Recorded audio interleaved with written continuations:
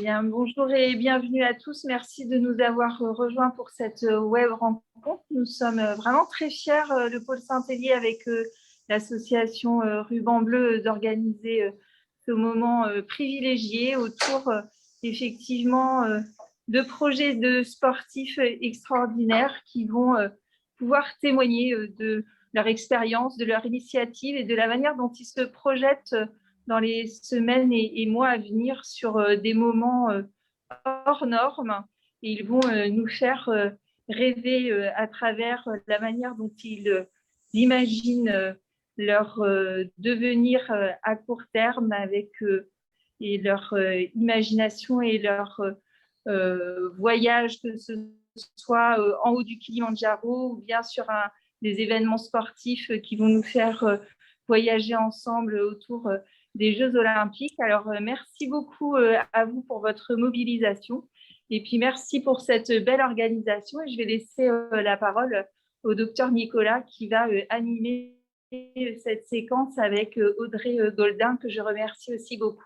On va demander un petit peu à chacun de nos grands témoins de nous présenter leur projet en 2 minutes. Et puis après, on va essayer de parler un petit peu avec chacun, un petit peu de leurs expériences. Et puis, pour nous, je crois que c'est aussi très intéressant de se dire comment vous avez pu réagir après l'annonce du handicap, comment vous avez pu arriver à faire des choses aussi extraordinaires.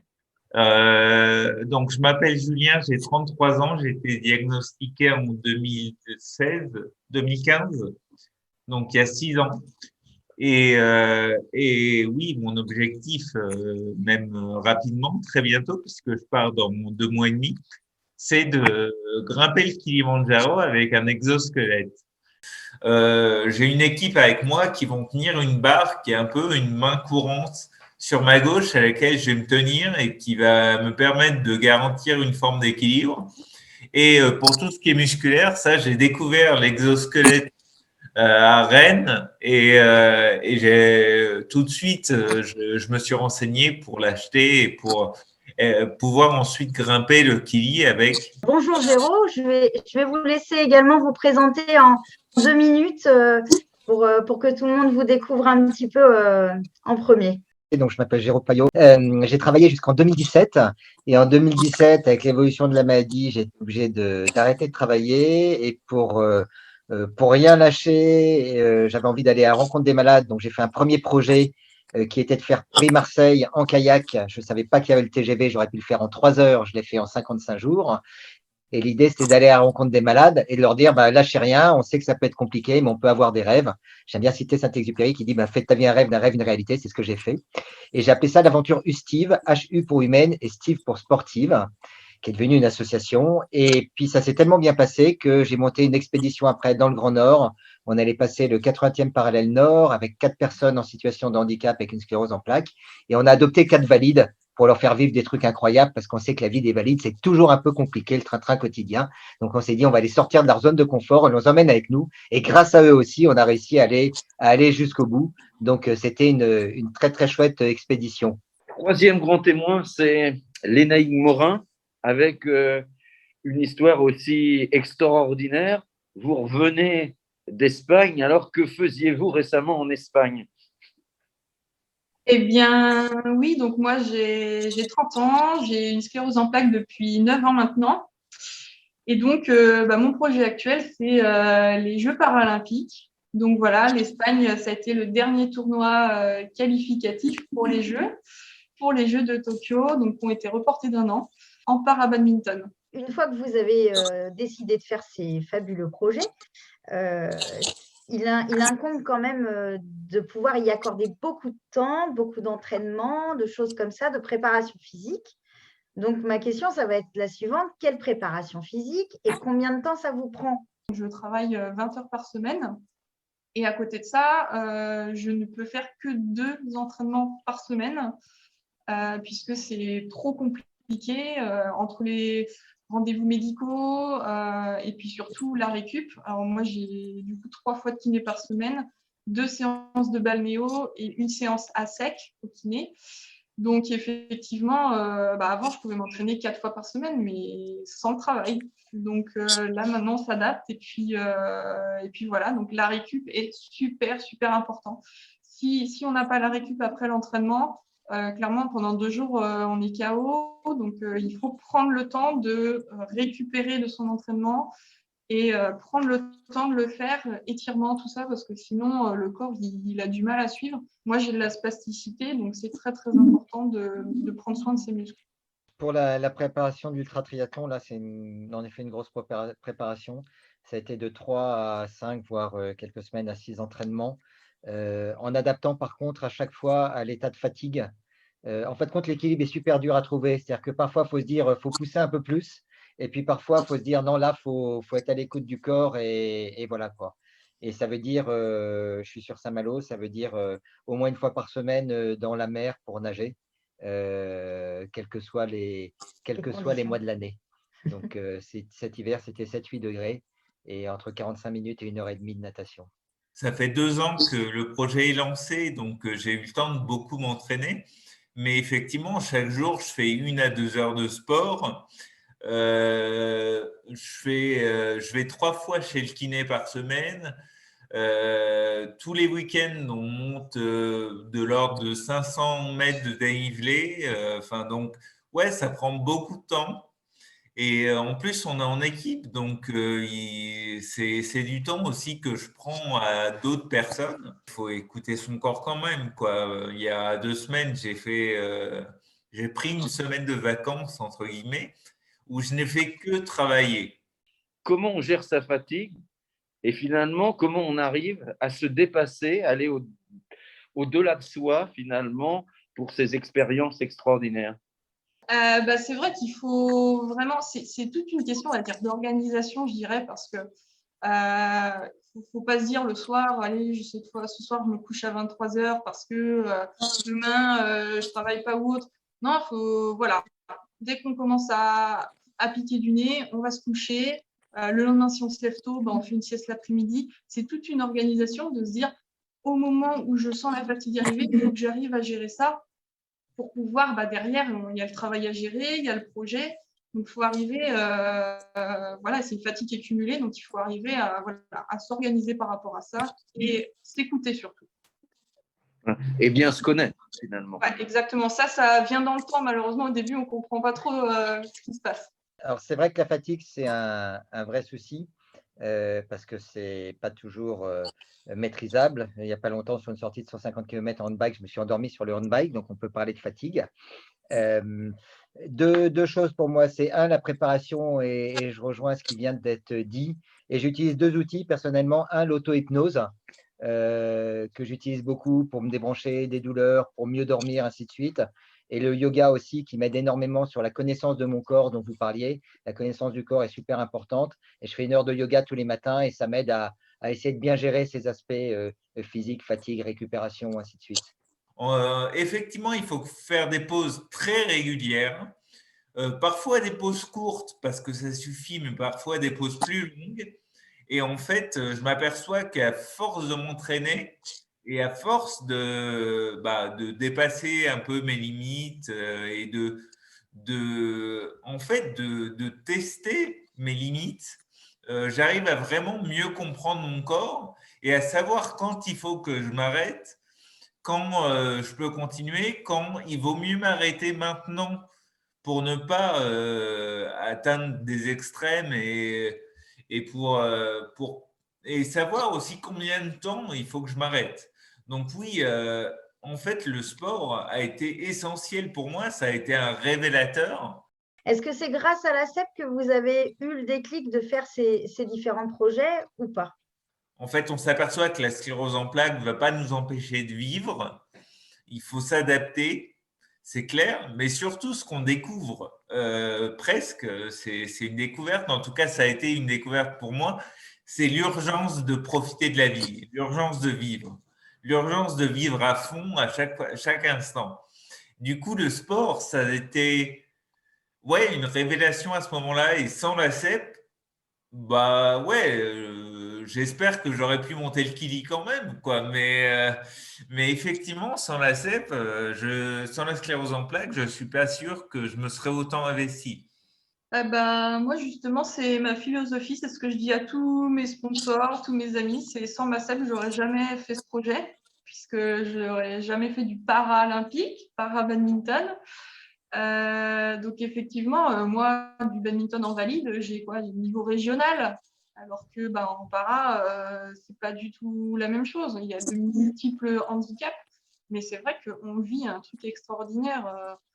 Enfin, faire le tour du monde, enfin voilà, voyager, rencontrer des handicaps différents, humainement, c'est extraordinaire, quoi. Ouais, sans hésiter, je dis toujours que sans sclérose en plaques, je suis pas sûr que je serais monté jusqu'au 80e parallèle nord. Voilà, donc oui, il faut reconnaître qu'il peut y avoir des choses compliquées dans la maladie, mais comme dans toute maladie, comme dans une vie aussi sans maladie, ainsi de suite. La question, c'est plutôt le jour. Je disais avant, plutôt que de ramer contre la sèpe, j'ai décidé de pagayer avec. Le jour où on se dit, de toute manière, elle est là en permanence, cette maladie. Maintenant, c'est comment est-ce qu'on avance avec? C'est vraiment la question de fond et de se faire aider aussi parfois pour passer certaines étapes. Et je pense en tout cas, pour moi, le sport est un moyen de rencontre absolument fabuleux. Je ne fais pas ça pour la performance sportive. Moi, je fais ça pour toute la dynamique autour des aventures qu'on vit, du vivre ensemble, handi, valide, avec nos différences, nos forces, ainsi de suite. Et oui, c'est super chouette. C'est le bon côté de la sclérose en plaques ou de toute maladie d'ailleurs. Comment on réagit finalement au moment du diagnostic, au moment de l'annonce, hein, c'est-à-dire en se disant finalement, on voit bien la maturité que vous avez tous les trois, la distance et la hauteur de vue que vous avez, mais finalement, quand on a cette annonce, comment on réagit?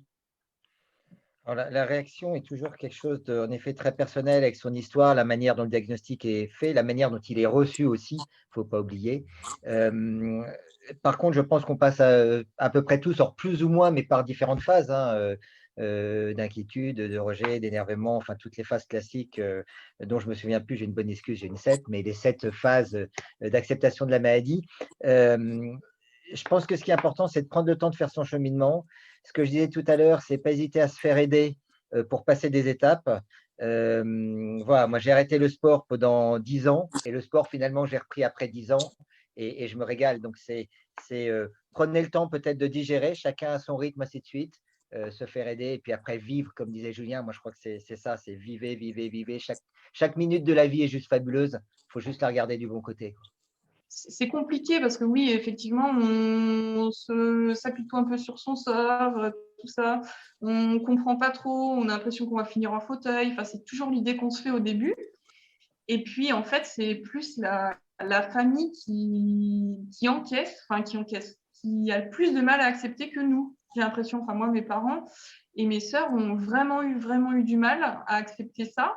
Alors que moi, j'avais l'impression de rien avoir. J'avais eu juste une névrite optique, j'avais récupéré. Pour moi, c'est bon, c'était passé, quoi. Puis bon, maintenant, avec le projet, voilà, ils voient que je vis des choses extraordinaires, donc ils sont à fond. Et puis, au final, ils acceptent mieux, mais c'est toujours compliqué. Ouais. Les parents, je pense, c'est plus dur pour eux, quoi. Moi, personnellement, j'étais hyper content d'avoir enfin un nom à mettre sur ma maladie, quoi. Quand j'ai été diagnostiqué, pour moi, c'était, ça arrivait aussi au bout de 5 ans de troubles que j'arrivais pas à régler et que je comprenais pas. Mais du coup, en fait, au bout de quelques mois, où on comprend un peu mieux ce que c'est. Là, effectivement, arrive tout le poids de la maladie. Enfin, ça, c'est clair. Et puis, en fait, il a fallu que je gère la famille, quoi. Il a fallu gérer mon travail, ma petite amie à l'époque. Enfin, ça a été assez compliqué et en fait, le fait de devoir gérer le traumatisme, dans mon cas, ça a été plutôt de gérer le rapport aux gens. C'est des handicaps qui ne se voient pas et qui pour autant peuvent retentir sur la vie de tous les jours, sa vie sportive. Est-ce que vous avez ressenti ça et finalement, peut-être la question aussi intéressante, comment vous l'avez dépassé? on a souvent des handicaps invisibles, souvent en plus en début de maladie, que ce soit la fatigue, que ce soit autre chose, qui impacte aussi bien l'entraînement que la vie de tous les jours et tout. Et j'allais dire, en ce qui me concerne, c'est oui quelque chose, je faisais pas un peu de sport avant, c'est quelque chose qui m'a gêné au début et aujourd'hui voilà, ça fait partie intégrante de moi. Si je peux pas un jour, ben, je dis que je peux pas. Et c'est vraiment dans la gestion des rapports aux autres. On n'ose pas parler parfois de ces symptômes invisibles au début, ce qui fait que les gens ont du mal à comprendre. Et je pense que ça peut être compliqué à vivre pour l'entourage. Voilà, donc en tout cas, ce que je dirais là-dessus, c'est beaucoup de communication peut faciliter énormément notre vie de tous les jours. En fait, j'ai un handicap qui n'est pas visible du tout. Et il y a eu beaucoup de jalousie par rapport aux adversaires des pays, d'autres pays, en fait, qui ne connaissaient pas ma maladie et qui me disaient bah, elle n'a rien à faire ici, elle n'a pas de handicap. Donc, du coup, c'est très, très difficile à encaisser parce qu'on galère. Enfin, voilà, la spasticité, c'est très difficile à vivre. Et effectivement, quand je suis sur un terrain, bah, ça ne se voit pas forcément. C'est après que je prends, on va dire que je prends cher. Hein. Et il y a certains mouvements que je n'arrive pas forcément à faire sur le terrain, mais ça ne se voit pas de l'extérieur. Et ça a été très, très dur au début. Voilà, il y avait beaucoup de remarques. Et puis, au final, même au sein du staff de l'équipe de France, en fait, je suis la seule à avoir une maladie chronique. Et parfois, étant très fatiguée, faut vraiment que je prenne du temps pour moi. Et parfois, ça a un peu eu du mal à être compris. Et la communication, comme dit Géraud, est hyper, hyper importante parce que si on n'en parle pas, les gens ne comprennent pas ce qui nous arrive, ce qu'on ressent. Et en fait, maintenant, voilà, tout le monde comprend la maladie. Tout a changé, absolument tout a changé quand j'ai mis une béquille, quand j'ai pris ma béquille. Alors là, d'un seul coup, je suis devenu handicapé dans la tête des gens. Mais c'est juste qu'il y a une image dans la société qui est véhiculée par les médias, par tous les échanges qu'on peut avoir avec l'extérieur, qui est que une personne invalide, elle a une canne ou elle est en fauteuil roulant, mais un handicapé, ça se voit, quoi. C'est physique. Et ben en fait, nous, c'est pas que physique. J'ai vraiment pris plaisir à échanger avec vous tous. Vous avez des parcours totalement différents, mais tellement enrichissants qu'on vous écouterait encore parler pendant des heures. Je vais inviter tout le monde à suivre toutes vos aventures et vous suivre, que ce soit sur les réseaux sociaux et choses comme ça, parce que vous véhiculez franchement de très, très belles valeurs sur le sport, le handicap, la vie qui ne s'arrête pas juste à un diagnostic. Donc voilà, c'est vraiment ce qui ressort pour moi qui est très positif et je vous remercie à tous d'avoir bien voulu participer à nos côtés à cet échange. Voilà, donc merci à vous tous hein, et puis bravo à ces 3 sportifs que l'on trouve aussi de très haut niveau. À bientôt. À bientôt, merci à tous.